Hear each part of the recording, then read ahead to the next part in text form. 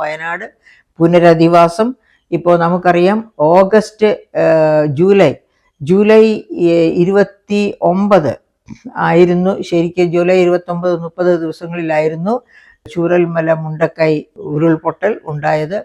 അപ്പോൾ അത് കഴിഞ്ഞ് ഇത്രയും മാസങ്ങളായി, എന്നിട്ട് ഇതുവരെയും കാര്യമായ അന്ന് വേണ്ടത്ര ശ്രദ്ധ ചെലുത്തുകയും അവരെ താങ്ങി നിർത്തുകയും ഒക്കെ ചെയ്തു. അത് നമുക്ക് മറക്കാൻ പറ്റില്ല. പക്ഷെ അവരുടെ പുനരധിവാസം അതങ്ങ് നീണ്ടു പോവുകയാണ്. അതായത് കേന്ദ്രം തരട്ടെ എന്ന് പറഞ്ഞ് സംസ്ഥാനം ചെയ്യട്ടെ എന്ന് കേന്ദ്രം പറയുന്നു, കേന്ദ്രം തരട്ടെ എന്ന് സംസ്ഥാനം പറയുന്നു.